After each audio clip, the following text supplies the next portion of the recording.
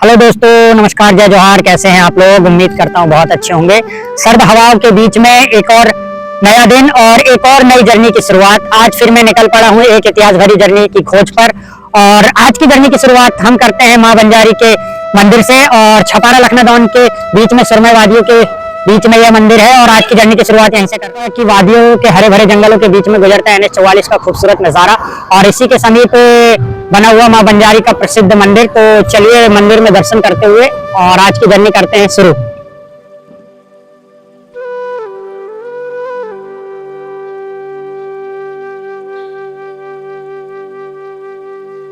सिवनी जिले के छपारा नगर के समीप और घुनई घाटी क्षेत्र में बना मां बंजारी का प्राचीन मंदिर से आज हम दर्शन करते हैं और आज की जर्नी की शुरुआत करते हैं। और बहुत ही भव्य और मनोरम मंदिर है और लोगों की आस्था का केंद्र है और तमाम यहाँ से गुजरने वाले लोग पहले मां बंजारी के दर्शन करते हैं, इसके बाद में जो है अपनी यात्रा कंटिन्यू करते हैं। तो चलिए दर्शन करते हैं। और अपनी यात्रा के अगले पड़ाव में हम पहुंच चुके हैं लखनादौन। और सामने जो आप देख रहे हैं ये जो सड़क है NH 44 जो है ये झांसी दिल्ली की तरफ जाती है। तो चलिए शुरू करते हैं आगे की यात्रा।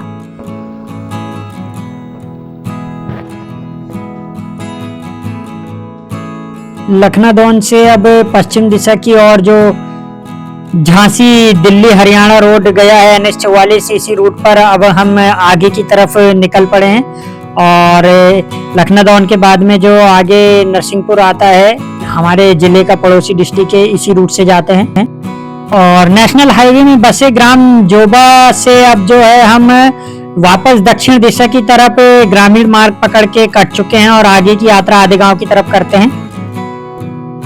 फाइनली दोस्तों 3 घंटे की जर्नी करने के बाद में हम पहुंच चुके हैं सिवनी जिले के लखनादौन तहसील के एक बड़ी बसाहट वाले ग्राम आधे गांव पे। और आज की हमारी जर्नी आधे गांव तक की है और ये सामने देख रहे हैं आप आधे गांव क्षेत्र की बसाहट है। तो चलिए आज चलते हैं आधे गांव का किला।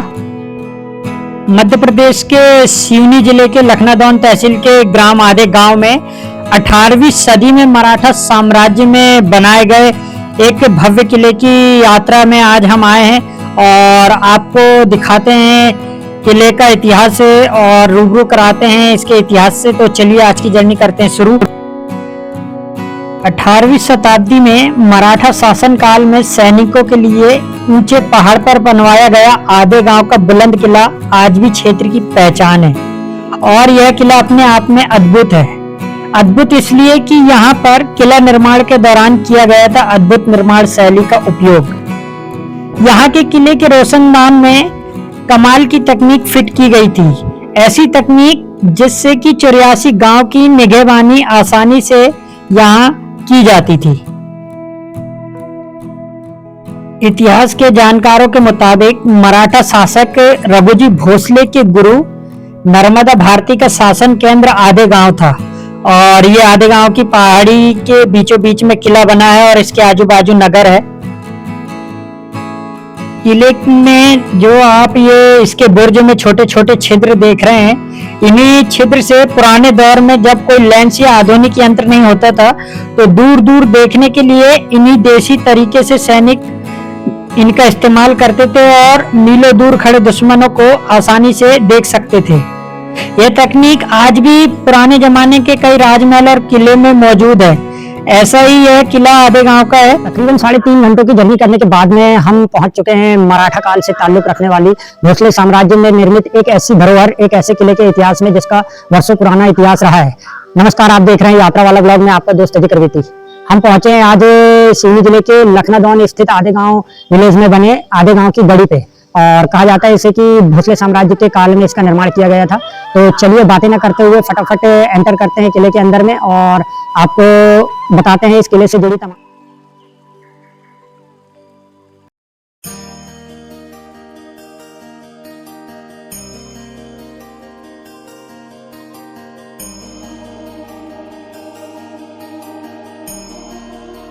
और आदिगांव फोर्ट में विजिट करने के साथ में ही यहाँ पर लखनऊ से किला विजिट करने आए हमारे तमाम दोस्त लोग यहाँ हमसे मिल चुके हैं और इनसे हमने जो है आदिगांव किले के बारे में कुछ जानकारी साझा की, इनसे कुछ जानकारी उठाई। हालांकि हमारे यहाँ पहला विजिट था और भाई लोग यहाँ पहले विजिट कर चुके हैं, तो इन लोगों से हमने जानकारी उठाई और भाई लोगों ने हमारा चैनल सब्सक्राइब किया। आइए इनसे मिलते हैं और इनका नाम जानते हैं। भी अपना नाम बताएंगे?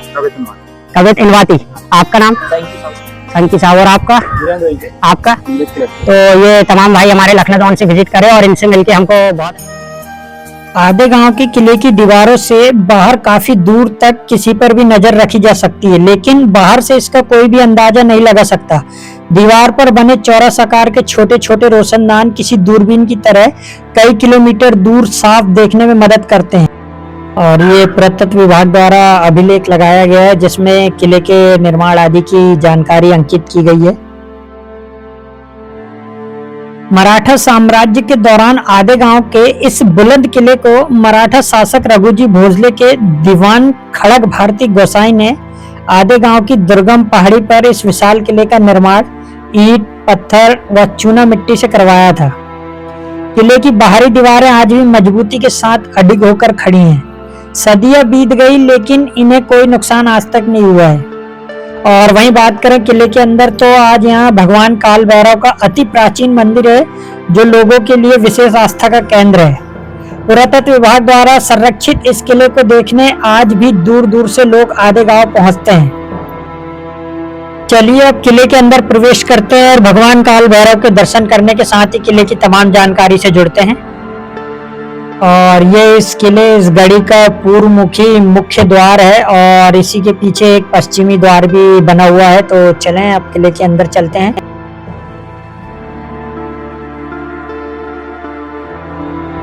और फिलहाल हम किले के अंदर प्रवेश करने के मुख्य द्वार पे हैं और देखेंगे उस काल पे निर्मित किला आज भी यथावत खड़ा हुआ है। हालांकि कुछ जगह से जो है इसकी स्थिति नीच हो चुकी है, फिर भी संभवतः बहुत अच्छी पोजीशन पे है। इस किले की अगर बात करें तो इसकी ऊंची ऊंची दीवारें चारों ओर और करीब करीब 3 एकड़ के क्षेत्र में फैली हुई हैं। बाहरी दीवारें जिन्हें हम परकोटा भी बोल सकते हैं और इसके चारों बुर्ज को छोड़ करके अंदर की सभी जो संरचनाएं हैं वो सब ध्वस्त हो चुकी हैं। और यहाँ पर भी देखेंगे आप कुछ विशेष प्रकार की जो जमीन पे ओखली टाइप की आकृतियां उकेरी गई, क्या चीज है पता नहीं। इतिहासकारों के मुताबिक मराठा शासक रघुजी भोसले के गुरु नर्मदा भारती का शासन केंद्र यहीं आदिगांव में था। उसी काल में इस किले का निर्माण किया गया। और इस किले की अगर बात करें तो इसके चारों कोनों पर बुर्ज बने हुए हैं और यह इस तरीके से निर्माण किया गया है कि इसके बीच में शायद बैठकें आदि उस दौर में की जाती थी। हालांकि किसी भवनों के अवशेष इसके अंदर पे दिखाई नहीं दे रहे हैं। मराठा काल के दौरान में हथियारों व सैनिकों के लिए आदिगांव के किले का निर्माण करवाया गया था। इस किले के अंदर जो आंतरिक महल था वह ध्वस्त हो चुका है। 1 दशक पहले पुरातत्व विभाग द्वारा किले के अंदर कुछ हिस्सों पर खुदाई कराई गई थी। इस दौरान यहाँ पर कक्ष, बरामदों के साथ ही अन्य संरचनाएं होने के सबूत मिले थे। बाद में किसी कारणवश खुदाई को बंद कर दिया गया। हालांकि हमारे द्वारा अभी तक कई किलों में विजिट किया गया, जिनमें देवगढ़ फोर्ट, अंबागढ़ फोर्ट के साथ ही अन्य किलों पे विजिट किया। उन सभी किलों और गढ़ी की तुलना में आदिगांव का किला आज बेहतर संरक्षित और सुरक्षित दिखाई प्रतीत पड़ता है और काफ़ी अच्छी कंडीशन, अच्छे हालात में यह किला है और पुरातत्व विभाग की देखरेख में है। और यहाँ पर विशेष प्रकार से निगरानी रखी जाती है और अगर कोई जो है इन चीज़ों से छेड़छाड़ करता है तो उसके ऊपर जुर्माना लगाया जाता है। किले में विराजमान भगवान काल भैरव, नाग भैरव व बटुक भैरव का पूजन सदियों से होता आ रहा है। लोग इसे दूसरा काशी के नाम से भी जानते हैं। स्थानीय बुजुर्ग बताते हैं कि बनारस की तरह यहाँ पर भगवान काल भैरव की खड़े स्वरूप में प्राचीन प्रतिमा स्थापित है। यहाँ पर भैरव अष्टमी बड़े धूमधाम के साथ में मनाई जाती है। और इस किले के इतिहास की ज्यादा जानकारी जो है यहाँ के लोगों के पास में भी नहीं है, वहीं पुरातत्व विभाग के पास में भी ज्यादा जानकारी मौजूद नहीं है।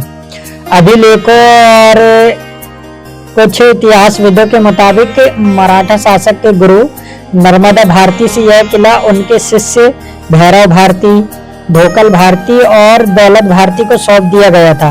बाद में जब ब्रिटिश राज हुआ तो ब्रिटिश हुकूमत ने मराठा शासकों से इस किले का आधिपत्य छीनकर उसे अपने कब्जे में कर लिया था। और अभी हम किले के पिछले हिस्से में तालाब के नजदीक आ गए हैं और यहाँ पर जो है दुर्लभ प्रजाति का श्यामलता का विशाल वृक्ष लगा हुआ है। और ये वृक्ष किसने लगाया ये लोगों के लिए रहस्य की बात है। और कहा जाता है कि इस श्यामलता वृक्ष की पत्तियों में श्री राधा कृष्ण का नाम लिखा दिखाई देता है। और गढ़ी के आसपास से देखेंगे आप तमाम प्रकार के अलग अलग देवी देवताओं के यहाँ मंदिर बने हुए हैं और इसलिए आधे गांव को जो है छोटा काशी के नाम से भी जाना जाता है। और किले के निर्माण काल के दौरान से ही ये प्राचीन तालाब बनाया गया था और किले के पीछे ये तालाब स्थित है। 18वीं सदी में मराठा शासक रघुजी भोसले के शासनकाल में तैयार इस आधे गांव के किले व गढ़ी का इस्तेमाल उस दौर में सैनिकों की छावनी के रूप में किया जाता था। यहाँ पर सैनिकों का बेड़ा विश्राम के लिए ठहरता था। सैन्य शक्तियों को बढ़ाने और मजबूत करने के लिए मराठा शासकों ने इस बुलंद किले का निर्माण कराया था। दोस्तों आज की जर्नी में हम विजिट किए थे लखनादौन के आधे गांव में स्थित बनी गढ़ी पे और इससे जुड़ी तमाम जानकारी आपको बताने के बाद में जो है अब निकलते हैं अपनी डेस्टिनेशन की तरफ, क्योंकि सफर बहुत लंबा है और हमारे द्वारा आज की जर्नी की गई थी बाइक से। तो आज की जर्नी आपको कैसी लगी कमेंट करके जरूर बताइएगा। और आप तो आज की जर्नी करते हैं समाप्त। मैं आपका दोस्त अजय कर देती आपसे लेता हूँ विदा। आप सभी को जय जौहर नमस्कार। इसी तरीके यात्रा वाला ब्लॉग पर अपना प्यार बनाए रखिएगा।